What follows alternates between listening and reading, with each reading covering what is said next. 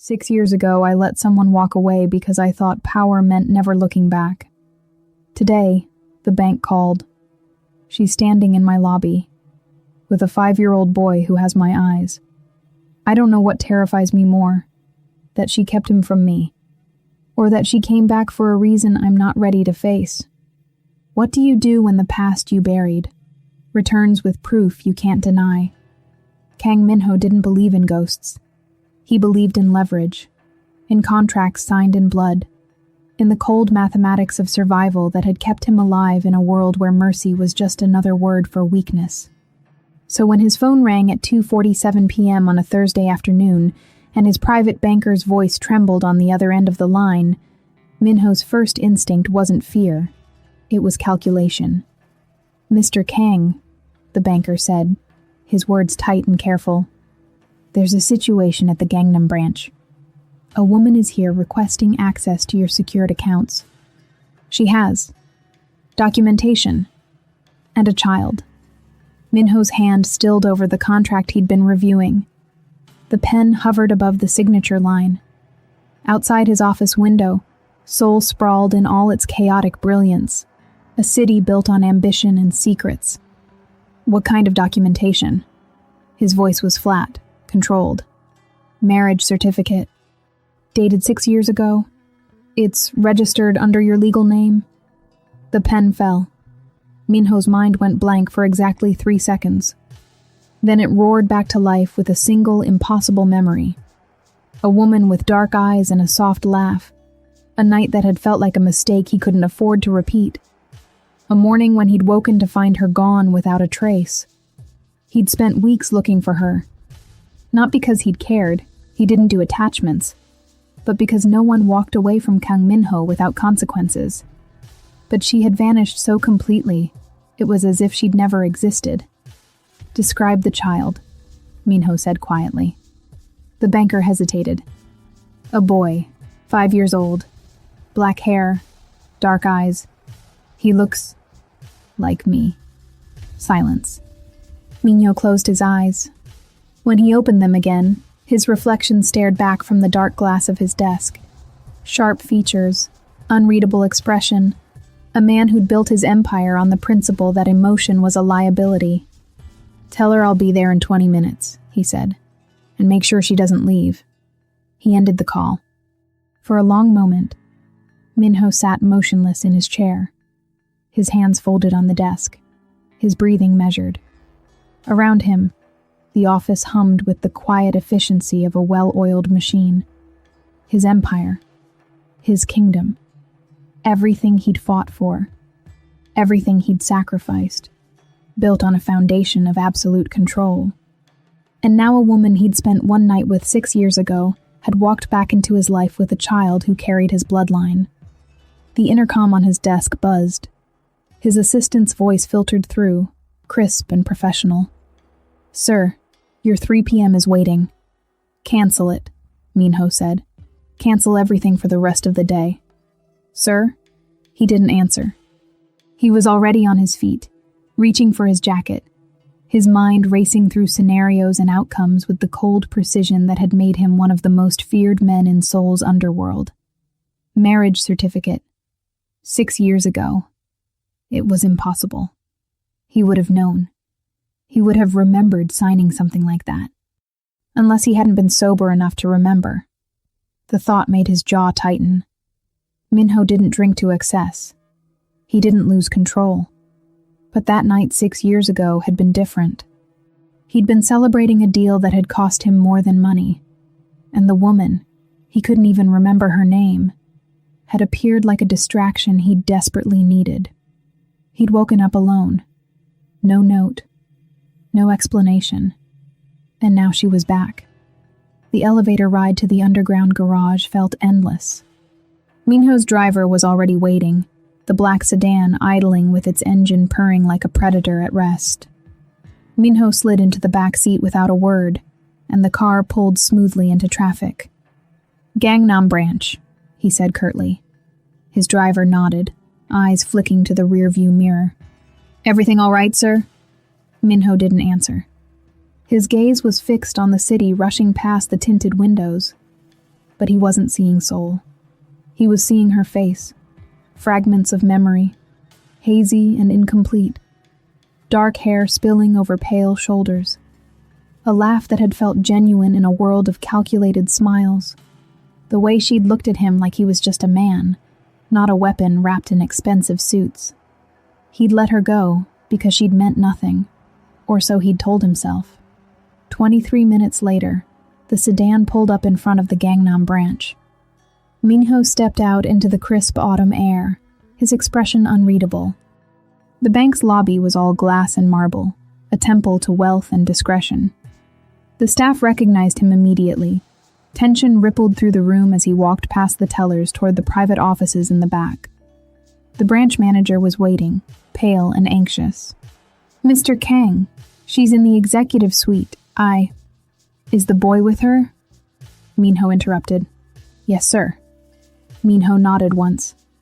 "Leave us, and make sure we're not disturbed." The manager hesitated, then retreated with a nervous bow. Minho stopped outside the frosted glass door of the executive suite. Through the translucent barrier, he could see two silhouettes, one tall and poised, the other small and still. His hand rested on the door handle. He thought about turning around, walking away, pretending this wasn't happening. But Kang Minho had built his empire on facing threats head-on, and whatever was waiting on the other side of that door was the biggest threat he'd encountered in years, not because of what she wanted, but because of what she represented, a past he'd buried, a choice he'd made without knowing the consequences, and a child who existed because of one reckless night. He opened the door. The woman stood by the window, backlit by the afternoon sun. She was different from his fractured memories.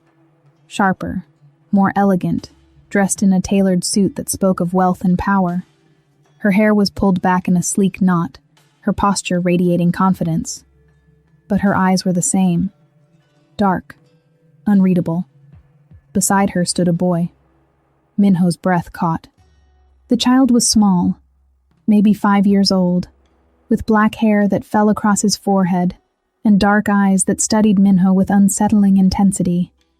He wore a small blazer and pressed pants, his hands clasped in front of him with unnatural stillness for a child his age, and his face, it was like looking into a mirror from 25 years ago. "Hello, Minho," the woman said quietly.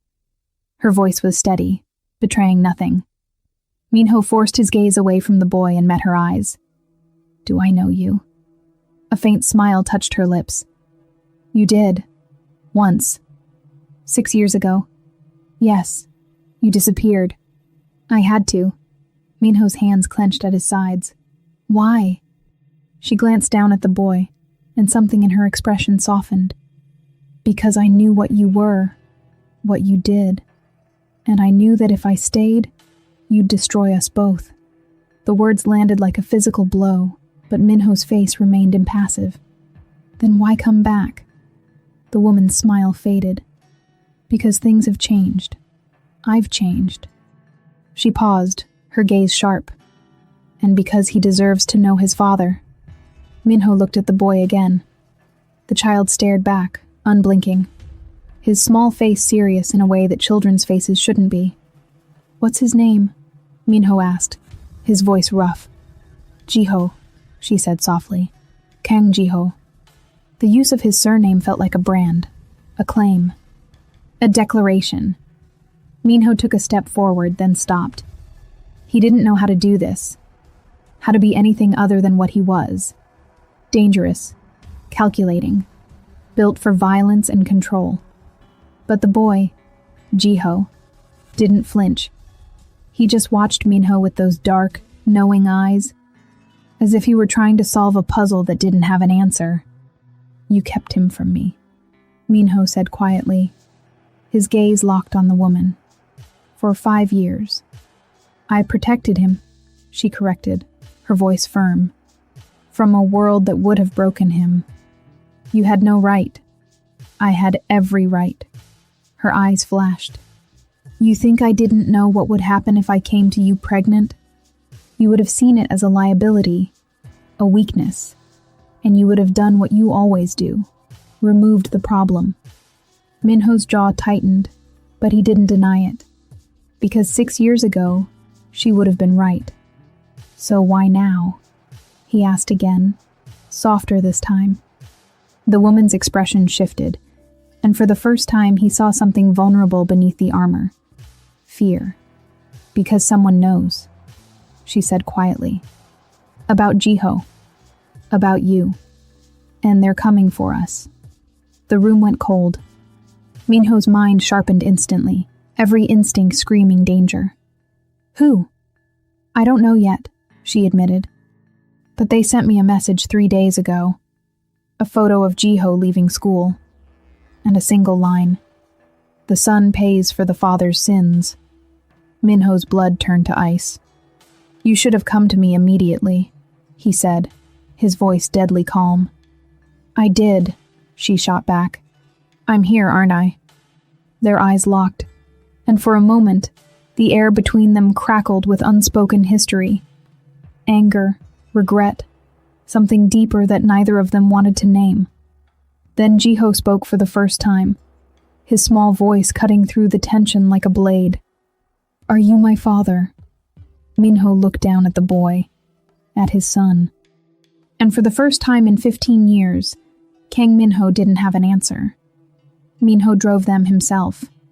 It was a calculated risk, leaving the bank without his usual security detail, without the armored convoy that followed him everywhere. But the moment the woman had mentioned the threat against Jiho, every other consideration became secondary. The boy sat in the back seat, silent and watchful, while the woman, her name is Yuna, Minho reminded himself, dragging the half-remembered detail from the haze of that night 6 years ago, sat in the passenger seat, her hands folded in her lap with deceptive calm. Where are we going? She asked as Minho merged onto the highway, his eyes constantly flicking to the rearview mirror. Somewhere safe, he said curtly. Somewhere they won't think to look. You don't even know who they are. I will. Yuna's mouth tightened, but she didn't argue. She knew better. Whatever she'd become in the past 6 years, powerful businesswoman, independent operator, she still understood the rules of Minho's world. In the back seat, Jiho had pressed his face against the window, watching the city blur past with quiet fascination. He hadn't spoken since his single question at the bank, and Minho found the child's silence unnerving in a way he couldn't quite name. Most children were loud, demanding, exhausting. But Jiho sat with the stillness of someone who'd learned early that drawing attention was dangerous. The thought made Minho's chest tighten with something uncomfortably close to guilt. 20 minutes later, they pulled into the underground garage of a nondescript building in Itaewon. Minho killed the engine and turned to Yuna. This is one of my secondary safe houses, he said. No one knows about it except my head of security. You'll stay here until I figure out who's threatening you. Yuna's eyes narrowed. Threatening us. Us, Minho corrected, though the word felt foreign on his tongue. He got out and opened the back door for Jiho. The boy climbed out carefully, his small hand gripping the edge of the door for balance. Up close, the resemblance was even more striking. The sharp line of his jaw, the way his eyes assessed everything with quiet intensity. Come on, Minho said, his voice gentler than he'd intended. Jiho looked up at him, then slipped his small hand into Minho's without hesitation. The contact was startling. The boy's palm was warm and small, his grip surprisingly firm for someone so young. Minho's instinct was to pull away. He didn't do physical affection, didn't do softness, but something kept his hand locked around his son's. Yuna watched the exchange with an unreadable expression, then followed them to the elevator. The safe house was on the 8th floor, a sleek 2-bedroom apartment with floor-to-ceiling windows that overlooked the city. Minho unlocked the door and stepped inside, his eyes automatically scanning for threats before he allowed Yuna and Jiho to enter. It's clean, he said. No bugs, no surveillance. The building's security system is tied directly to my network. Yuna walked to the window, her arms crossed, How long do you expect us to stay here? As long as it takes. That's not an answer, Minho. He turned to face her, his expression hard. You came to me for protection. That means you follow my rules. You stay here. You don't leave without my permission. You don't contact anyone. And you sure as hell don't make decisions without consulting me first. Yuna's eyes flashed. I'm not one of your subordinates. No. Minho agreed coldly. You're the mother of my child, which makes you far more important and far more dangerous. The words hung between them, sharp and brutal.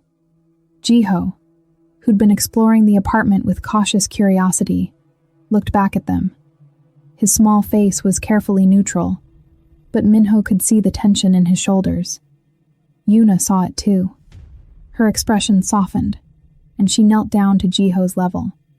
It's okay, she murmured, brushing his hair back from his forehead. We're safe here. Is he really my father? Jiho asked quietly, his eyes fixed on Minho. Yuna hesitated, then nodded. Yes. Why didn't he come before? The question was innocent, but it cut deeper than any blade. Minho felt something crack inside his chest, a fissure in the armor he'd spent years building. Because I didn't know about you, Minho said before Yuna could answer. He crossed the room and crouched down so he was eye level with Jiho. Your mother left before she could tell me. If I'd known, I would have... He stopped. Because what would he have done? 6 years ago, he'd been a different man. Colder, more ruthless, willing to sacrifice anything for power. Would he have protected this child? Or would he have seen him as a liability? Jiho studied him with those dark, knowing eyes. You're scary, he said simply. Minho's mouth twitched. I know. I bet you're not mean. How do you know? Because you held my hand, Jiho said, as if it were obvious. Mean people don't hold hands. Minho glanced at Yuna, who was watching them with an expression that looked suspiciously like grief. Go explore your room. If you're listening to this right now, it's because this story has already pulled you in a little. But what you're hearing here is just a part of it. The full version includes 30 complete stories, no cuts. No ads, just the audio flowing while you listen. The QR code is on your screen now, or the link is pinned in the queue. Yuna said softly to Jiho, the one with the blue blanket. Jiho nodded and disappeared down the hall, his small footsteps echoing on the hardwood floor. The moment he was gone, the air in the room changed. Minho stood, putting distance between himself and Yuna. You should have told me. I couldn't. Her voice was raw. Do you have any idea what it was like? Waking up that morning and realizing I'd spent the night with someone who could destroy me with a single phone call.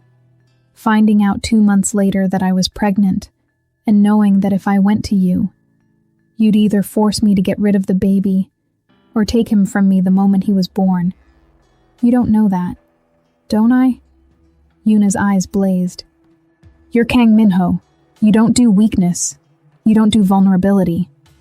And a child, our child, would have been the ultimate vulnerability. Minho's jaw clenched. So you ran. You built a life without me, and you would have kept Jiho from me forever if someone hadn't threatened you. Yes, Yuna didn't flinch, because he's my son. And I would do anything to keep him safe, even from you.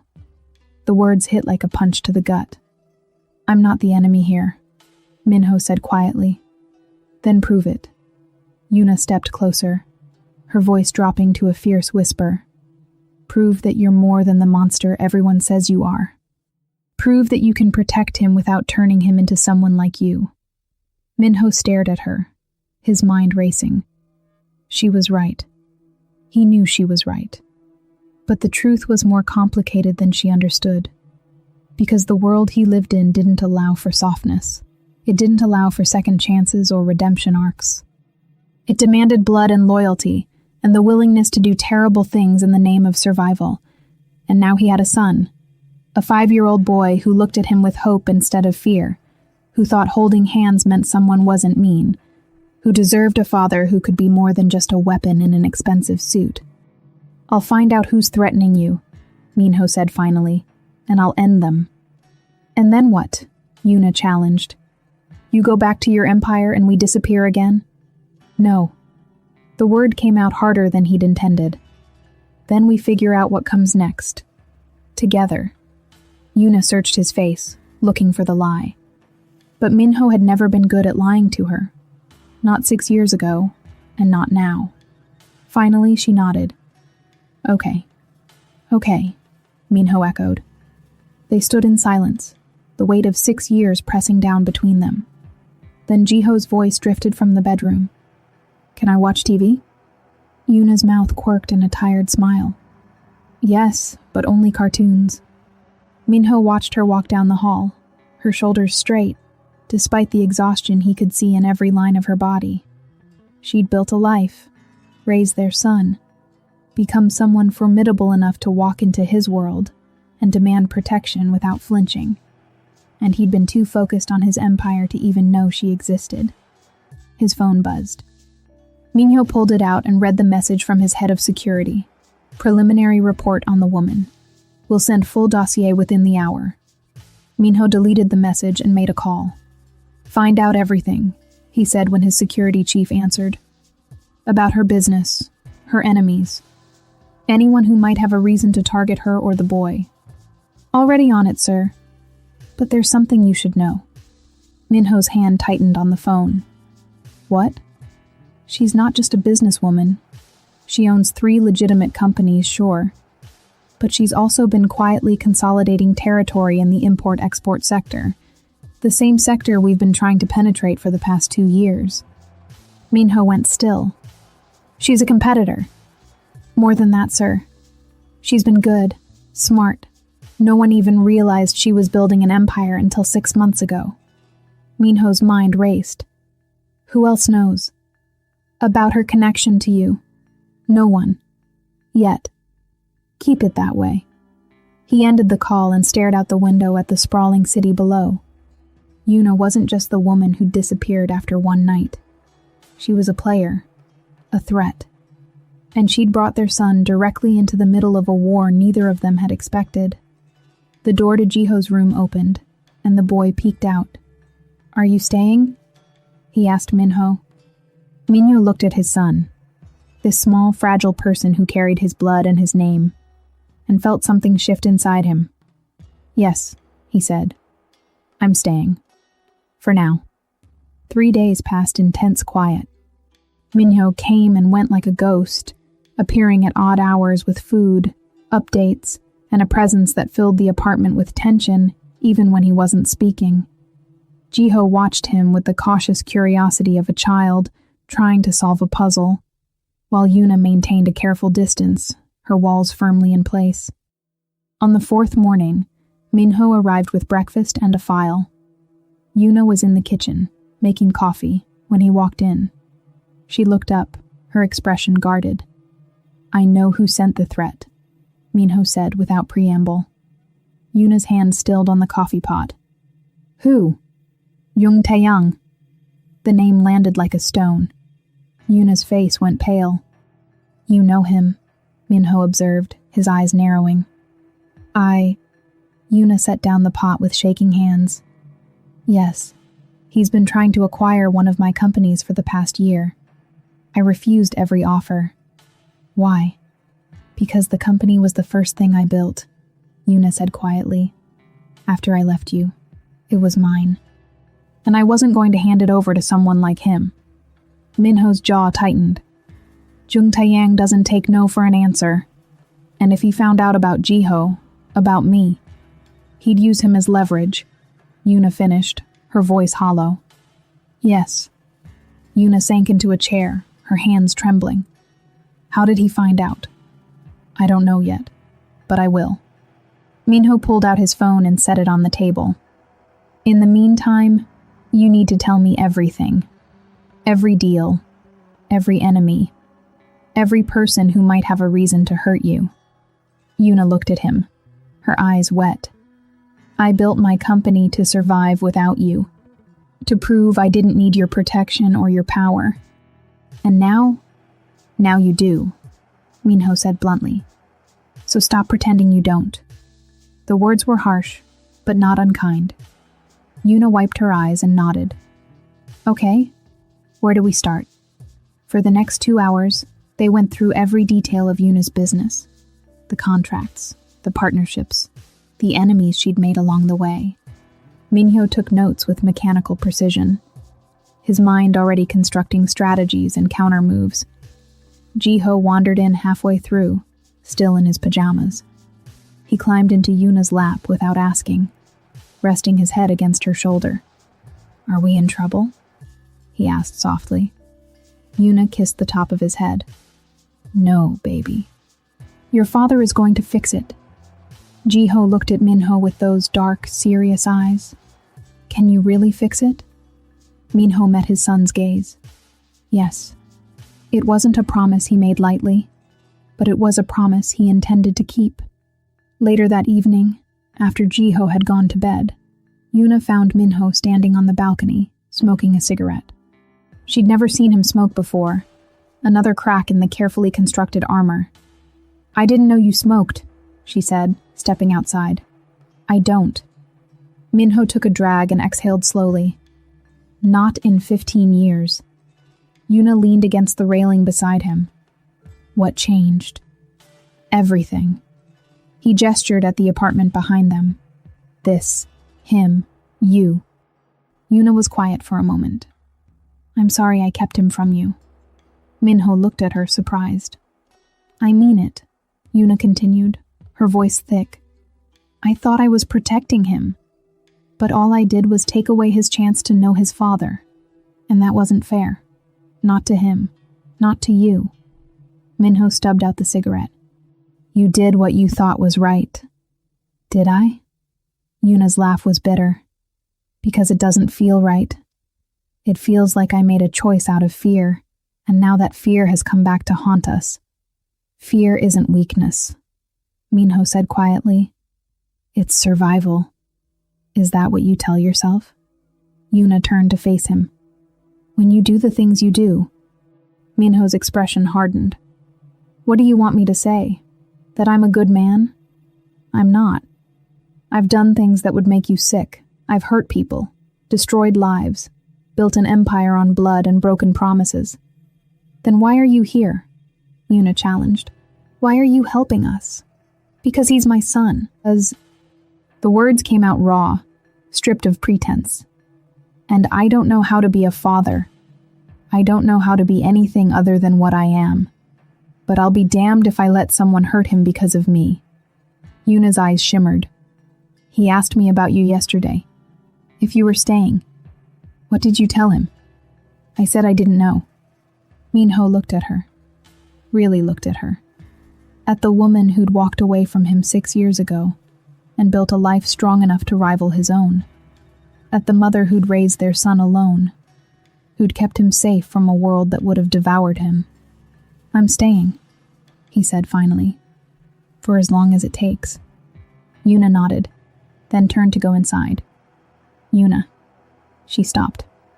That night, Minho said quietly. 6 years ago. Do you regret it? Yuna looked back at him, her expression soft and sad. Every day, and not at all. Then she was gone, leaving Minho alone on the balcony with the ghosts of choices he couldn't undo. The call came at 3 a.m. Minho was awake. He'd barely slept since Yuna and Jiho had entered his life, reviewing security footage from Yuna's office building when his phone lit up with an unknown number. He answered without hesitation. Who is this? Kang Minho. The voice was smooth, cultured, and utterly cold. I believe we have something to discuss. Yung Taiyang. Minho's hand tightened on the phone. How did you get this number? The same way I found out about your son. Taiyang's voice dripped with satisfaction. You've been very careful, Minho. But everyone has weak spots. And yours just walked into a bank with a marriage certificate and a child who has your face. Minho's blood ran cold. What do you want? A conversation, face to face. Just you and me. No. Then the boy dies. The words were delivered with casual brutality, as if discussing the weather. Minho's vision narrowed. You touch him. I won't have to, Taeyang interrupted. There are a dozen ways to make a child disappear in this city. Car accidents, kidnappings, tragic illnesses. And you know as well as I do that once I put that kind of operation in motion, not even you can stop it. Minho forced himself to breathe, to think. What's the conversation about? A trade. Her company for his life. Simple. She'll never agree. Then make her. Taeyang's voice hardened. You have 48 hours to deliver the signed transfer documents. After that, I stopped being patient. The line went dead. Minho sat in the darkness, his mind racing through scenarios and outcomes with mechanical precision. Young Taeyang was a mid-level operator with delusions of grandeur. Dangerous, but not untouchable. Minho could have him eliminated within hours. But that would start a war. And wars had collateral damage. And Jiho was collateral. Minho couldn't afford to risk. He stood and walked to the guest bedroom where Yuna was sleeping. He knocked once, then opened the door without waiting for permission. Yuna bolted upright, her hand reaching instinctively for something under her pillow. A knife, Minho realized with grim approval. What's wrong? She demanded, her voice sharp with alarm. Young Taeyang called. He wants your company in exchange for Jiho's safety.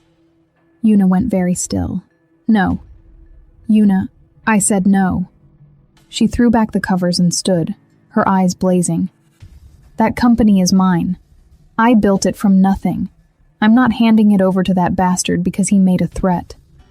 This isn't about pride, Minho said coldly. This is about your son's life. And what happens after I give him the company? Yuna shot back. You think he stops there? He'll come back for more. He'll use Jiho as leverage every time he wants something. And we'll spend the rest of our lives being extorted by a man who sees our child as a bargaining chip. She was right. Minho knew she was right. But the alternative, calling Taeyang's bluff, carried risks he wasn't sure he could stomach. There's another option, Minho said quietly. Yuna crossed her arms. I'm listening. We make him think you're complying. Set up a meeting to sign the documents. And I end this before he has a chance to act.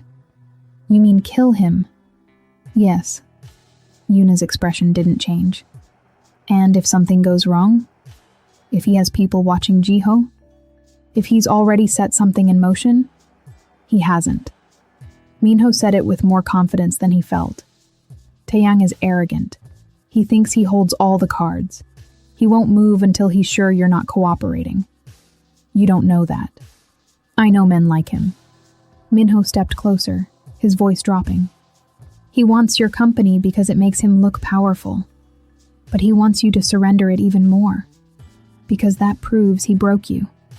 And men like that don't kill their toys before they've finished playing. Yuna's jaw clenched. You're asking me to bet my son's life on your assessment of a psychopath's ego. Yes. The word hung between them, brutal and honest. Yuna turned away, her hands shaking. I can't do this, Minho. I can't. Then give him the company. Minho's voice was flat.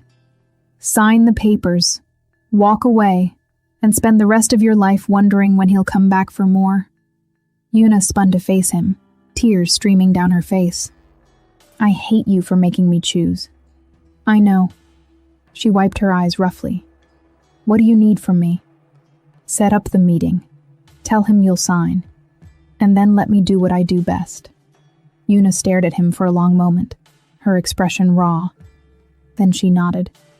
Okay. But if anything happens to Jiho, it won't, Minho said. I promise. It was the second promise he'd made in a week. And he intended to keep this one too.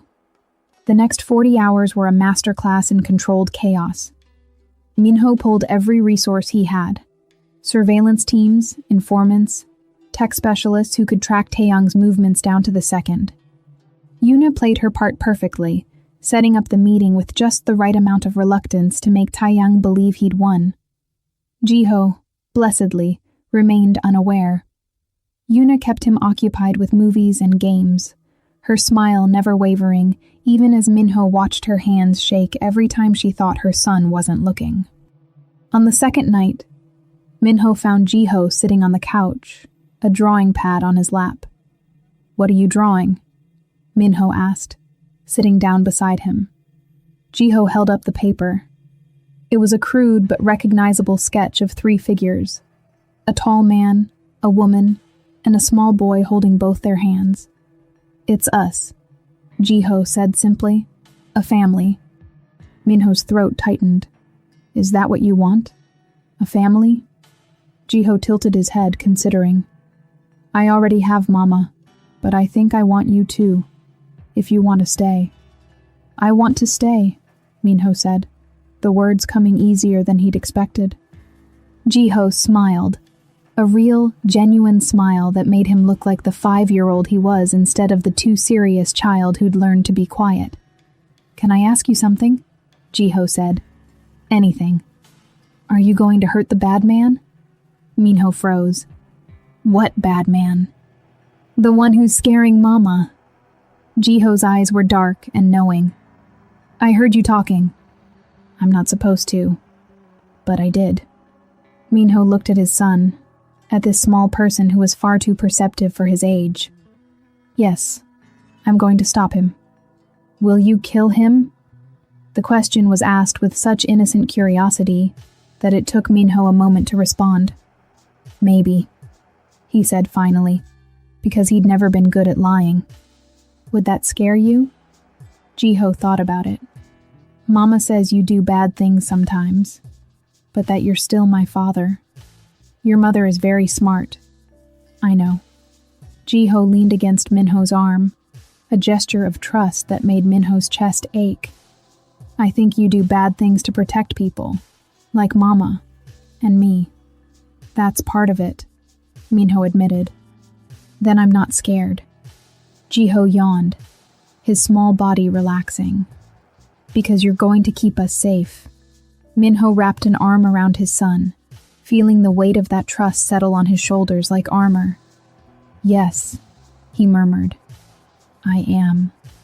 The meeting was set for a warehouse in Incheon, neutral territory, or as neutral as anything could be in their world. Minho arrived an hour early with his security team, sweeping every inch of the space for traps or surveillance. Taeyang would come with his own men, but Minho had the advantage. He knew this city better than anyone, and he'd spent the past 2 days mapping every escape route and contingency.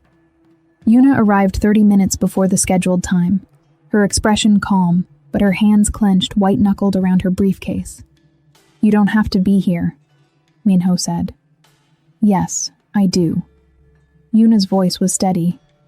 "If he thinks I'm hiding, he'll know something's wrong."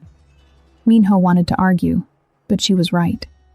So he nodded and positioned himself where he could see every entrance, his hand resting lightly on the weapon concealed beneath his jacket. At exactly 8 p.m., Jung Taeyang arrived. He was younger than Minho had expected. Mid-30s, handsome in a polished way, dressed in an expensive suit that screamed new money. He walked in with 2 bodyguards flanking him, his smile wide and predatory. "Ms. Han," he said, inclining his head to Yuna, "and Mr. Kang, what an unexpected pleasure." "Let's skip the pleasantries," Minho said coldly. "You have what you wanted. Now leave her alone." Taeyang's smile widened. "Of course, but first I'd like to see the documents." Yuna opened her briefcase and pulled out a stack of papers. Her hand didn't shake as she set them on the table between them. Taeyang picked them up, flipping through with casual interest. "These look legitimate, but I think I'll have my lawyers review them before we finalize anything." "That wasn't the deal," Yuna said. "The deal," Taeyang said softly, "is whatever I say it is." Minho moved. He crossed the space between them in 2 strides, his hand closing around Taeyang's throat before the bodyguards could react. Minho's gun appeared in his other hand, pressed against Taeyang's temple. Call them off, Minho said quietly, or I paint this warehouse with your brain. Taeyang's bodyguards hesitated, weapons drawn but uncertain. Do it, Taeyang choked out, his face going red. The bodyguards lowered their guns. Minho tightened his grip. You made a mistake coming after my family, and now you're going to pay for it. Kill me, Taeyang gasped, and you start a war you can't win. Try me. For a moment, Minho almost pulled the trigger. It would be easy, clean. One bullet, and the threat would be gone. But then he thought of Jiho asking if he was going to hurt the bad man. Of Yuna's face when she'd said she hated him for making her choose. Of the family he was trying to build from the ashes of his old life. Minho released Taeyang and stepped back.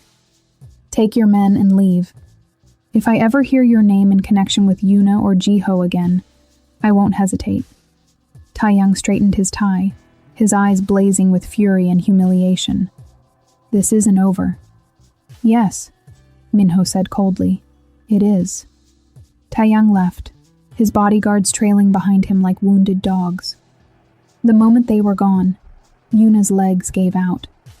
Minho caught her before she hit the ground, holding her as she shook with silent sobs. It's over, he murmured. You're safe. Jiho's safe.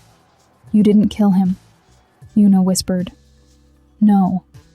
Why? Minho thought of his son's drawing, of 3 figures holding hands. Because I'm trying to be better, he said quietly. For him. For you. For the person I want to become. Yuna looked up at him, her eyes red but clear. Do you think you can? I don't know, Minho admitted. But I'm going to try. The apartment felt different when they returned. Jiho was asleep on the couch, curled up under a blanket with Minho's head of security watching over him like a protective wolf. The man stood when Minho and Yuna entered, relief clear on his face. Everything go smoothly, sir? Smoothly enough, Minho said. You can go. I'll take it from here. The security chief nodded and left without another word. Minho locked the door behind him and turned to find Yuna kneeling beside Jiho, her hand smoothing his hair back from his forehead with infinite gentleness.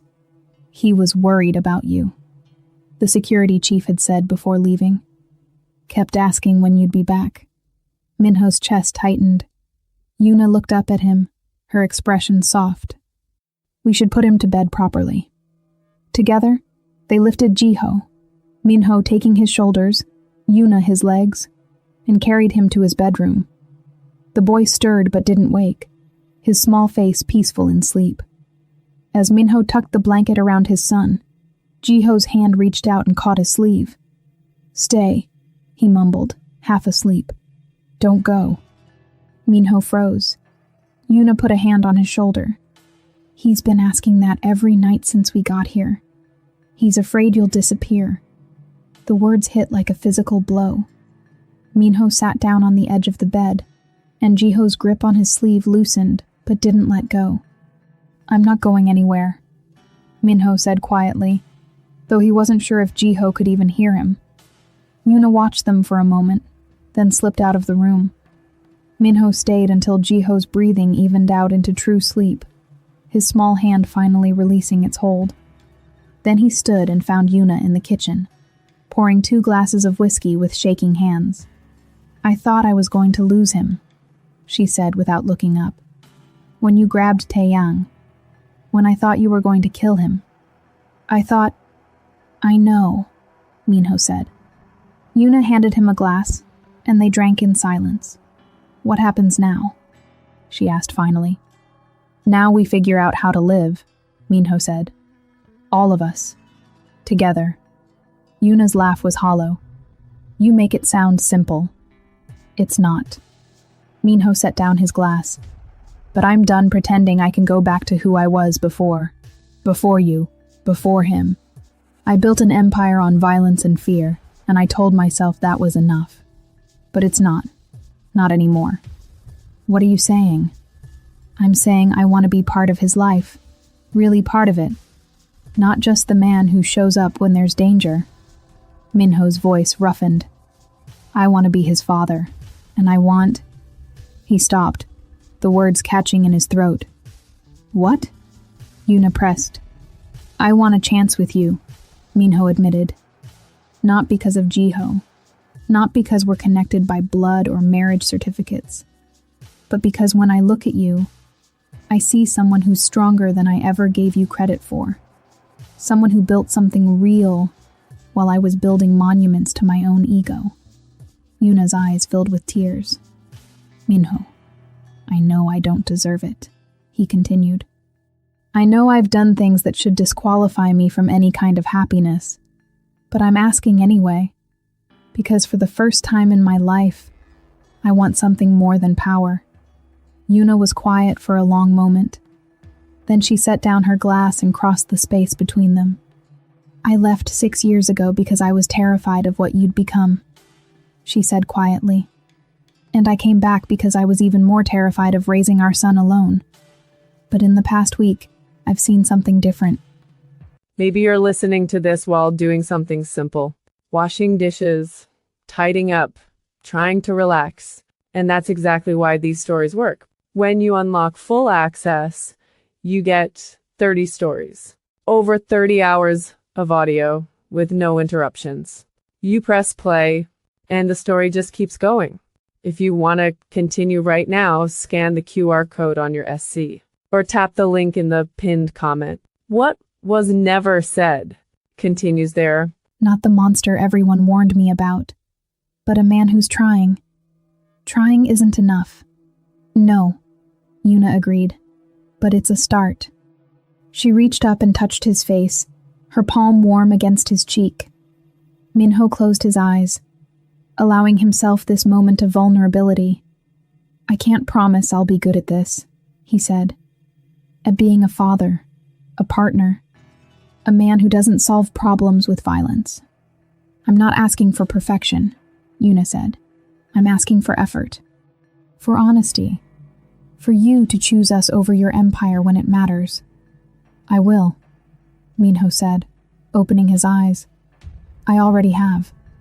Yuna studied his face, searching for the lie, but there was none. Okay, she said finally. Okay. They stood like that for a long moment, the weight of 6 years and all their unspoken regrets hanging between them. Then Yuna leaned up and kissed him. It wasn't the desperate, reckless kiss from 6 years ago. It was slower, more intentional, a promise instead of an escape. When they pulled apart, Minho rested his forehead against hers. I don't know how to do this. Neither do I, Yuna admitted. But we'll figure it out. Together. Together. The next morning, Minho woke to find Jiho standing beside the couch where he'd fallen asleep, staring at him with those dark, serious eyes. You stayed, Jiho said. I told you I would. Jiho climbed onto the couch and curled up against Minho's side. Are you staying forever? Minho wrapped an arm around his son. Yes. Even when there's no bad man? Even then. Jiho was quiet for a moment. Mama says you're going to live with us now. If that's okay with you. Jiho tilted his head back to look at Minho. Will you teach me things? What kind of things? Important things, like how to be brave and how to protect people. Minho's throat tightened. I can do that. And how to hold hands without being scared. Minho looked down at his son, at this small person who saw through all his armor to the man beneath. I'm still learning that one myself. Jiho's smile was small, but genuine. We can learn together. Yeah, Minho said softly. We can. 3 months later. The beach house in Busan was nothing like Minho's usual properties. It was small, cozy, filled with sunlight, and the sound of waves crashing against the shore. Jiho was running along the sand, his laughter carried on the ocean breeze. Yuna sat beside Minho on the deck, her hand resting on his arm. He's happy, she said. He is, Minho agreed. Are you? Minho looked at his son, at the woman beside him, at the life they were building from the wreckage of their pasts. "I'm getting there," he said honestly. Yuna squeezed his arm. "That's enough." And for the first time in his life, Kang Minho believed her. He'd built an empire on violence and fear. But this small family, this fragile happiness, this chance at redemption, was worth more than all the power in the world. Jiho ran back to them, sand covering his legs, his face bright with joy. "Come swim." Minho stood, pulling Yuna to her feet. "Come on." "You hate swimming," Yuna said, laughing. "I'm learning," Minho said. "We all are." And together, they walked toward the ocean, a family forged not by coincidence or fate, but by choice, sacrifice, and the hard-won belief that even broken people could build something beautiful. The end.